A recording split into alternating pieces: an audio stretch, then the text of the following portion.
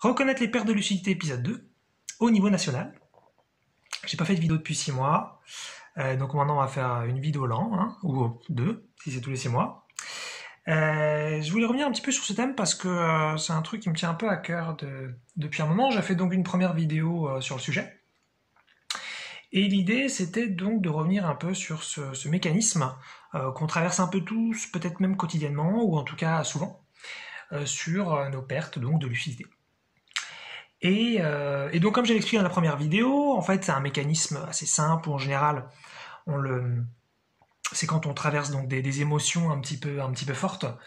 Tout d'un coup, on se met un petit peu à péter un peu les plombs et à prendre des décisions de merde. C'est ce que j'avais en gros un petit peu expliqué pendant une quinzaine de minutes.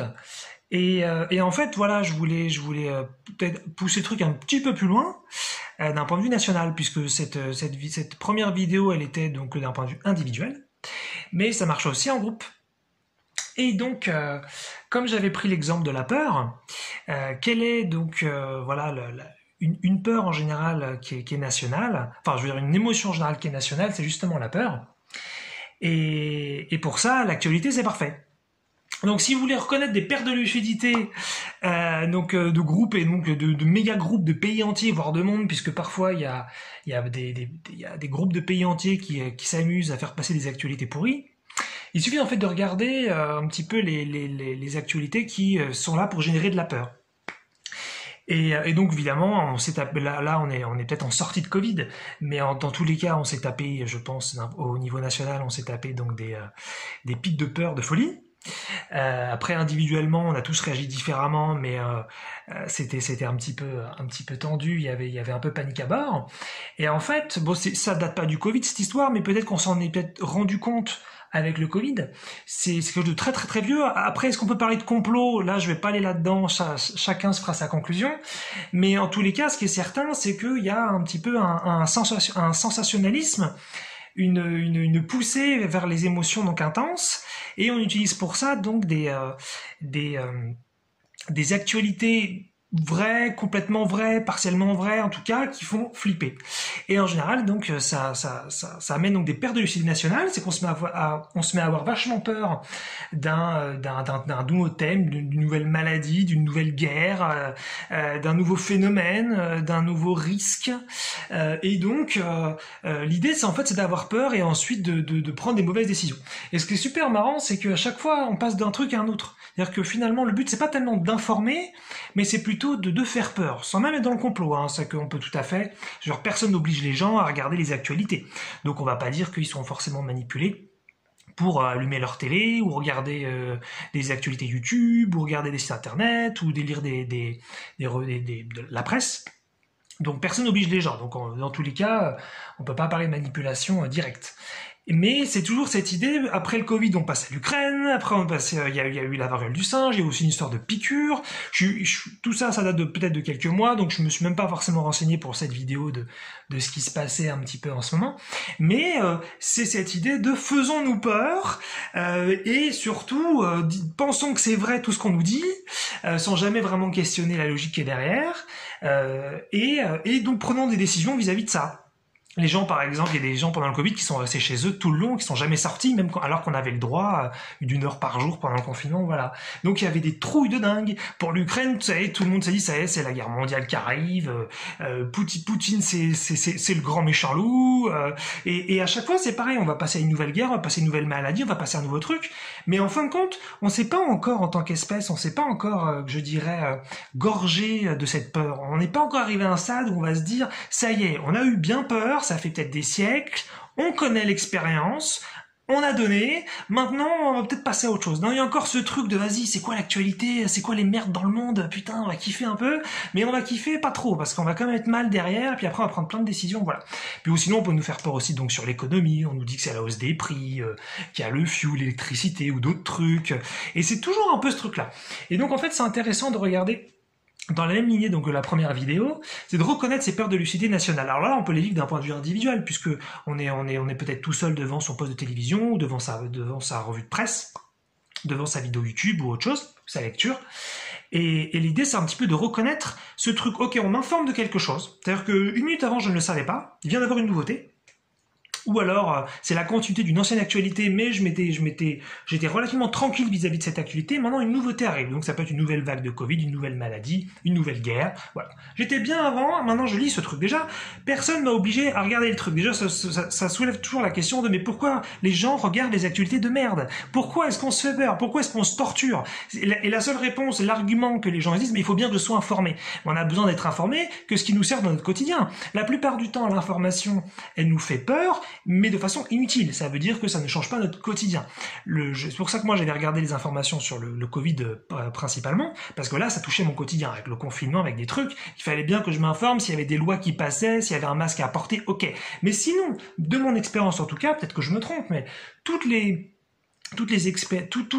actualités négatives qui passent en général, c'est inutile. Ça veut pas dire qu'il faut faire l'autruche et fermer les yeux et dire non, il y a personne qui meurt de la guerre, il y a personne qui meurt de la famine, il y a personne qui a des problèmes sur Terre. Il s'agit pas de ça. Juste dire que c'est inutile pour notre quotidien. À moins qu'on ait envie vraiment de faire l'humanitaire et de faire des choses et de prendre des décisions ou de créer des entreprises pour créer des services, des produits qui vont aider le monde. Alors là, c'est intéressant d'avoir cette info-là. Mais pour notre quotidien, la plupart du temps, ces informations, elles sont inutiles, elles servent à rien. Donc, il faut essayer de voir un petit peu la responsabilité, qu'on a envie d'avoir peur, on a envie de souffrir, on a envie d'aller mal, sous prétexte d'être informé, peut-être ensuite pour se la raconter devant les autres parce que on sait plus de choses que les autres, et ou on en sait au moins autant, et donc on sait un peu de quoi on parle, mais en fait ça sert à rien, on n'en a pas besoin, la grande majorité du temps. Et donc, déjà prendre un petit peu cette responsabilité qu'on a envie d'avoir peur. Mais ensuite, donc dans un second temps, remarquez ER ou remarquez EZ, que une fois que vous avez finalement cette nouvelle actualité, cette nouvelle information qui vient à vous, remarquez comment vous vous sentez mal. Et à partir du moment où vous vous sentez mal, donc peut-être c'est un problème sur l'économie, vous dites oh là là, faut que je fasse attention à l'argent, faut peut-être que je dépense pas moins sur ça, faut que je fasse peut-être attention à ci. Et remarquez comment finalement vous allez prendre encore une fois décision depuis la peur. Et toute décision depuis une émotion intense, et la peur en général c'en est une, ce sont des décisions pourries. Ce sont des décisions basées sur un non-recul. Vous ne vous rendez plus compte de la situation. Donc faites vachement gaffe à ça, parce que d'un point de vue national, ça marche très très bien.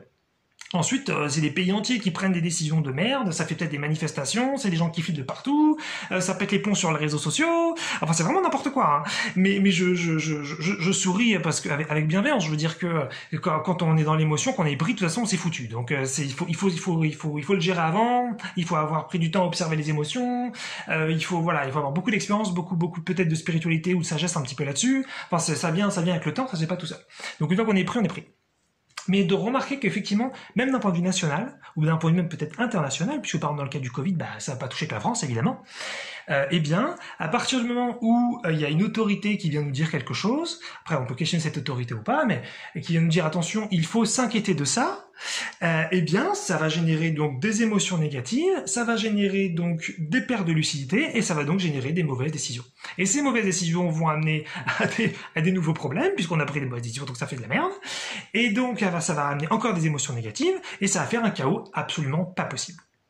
Après, il y en a plein qui disaient, qui viennent dire qu'attention, faut faire ci, faut faire ça. D'ailleurs, c'est très intéressant par rapport au Covid, mais par rapport à l'Ukraine, par rapport à tous les sujets. C'est quand on regarde sur les plateaux télé, en général, il y a deux camps. Il y a le camp de l'émotion, le camp de la raison. Alors je ne vais pas forcément dire qui a forcément raison, mais en tout cas c'est très intéressant de voir qu'en général c'est l'émotion qui gagne par rapport aux spectateurs, c'est les gens ils vont davantage prendre ce qui vient de l'émotion, même si c'est des émotions très très très négatives, plutôt qu'écouter les arguments qui peut-être sont mauvais, hein, mais en tout cas qui sont basés sur des choses a priori rationnelles, a priori vérifiées. Après, chacun ses vérifications. Mais c'était fou de remarquer que finalement l'émotion elle est toujours plus forte que la raison. Et donc finalement je peux vous faire un super discours là, super bien argumenté, mais et super calme et nickel et qui sera factuel, qui sera vérifiable, qui sera parfait. Mais si derrière je vous fais finalement un discours avec des infos à moitié vérifiées, mais avec une trouille de dingue, je vous dis que vous inquiétez grave parce que quelque chose ça va vous faire. Si vous n'avez pas une habitude et de distanciation par rapport à vos émotions, vous allez avoir une perte de lucidité de folie. Donc faites gaffe, c'était un petit peu le propos que je voulais faire passer. Faites attention donc aux actualités. Hein, ça date pas du Covid, mais ça date de bien avant.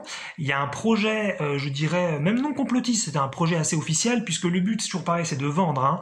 Donc il faut que ça marche, et les gens, notre espèce préfère encore le négatif au positif. Donc faites gaffe, soit vous aimez avoir peur, et vous aimez aussi les films d'horreur, et vous kiffez un petit peu les choses inutiles qui font mal, et à ce moment-là, continuez de regarder les actualités négatives qui n'apporteront rien à votre quotidien. Ou alors, eh bien, remarquez que toutes ces informations vous font changer votre état émotionnel, donc votre état d'esprit, et changent votre qualité de prise de décision. Voilà, donc les pertes de lucidité, c'est bien sûr individuel avant tout, mais ça peut être aussi donc national, donc ça peut être gouvernemental. Donc faites attention à tout ça.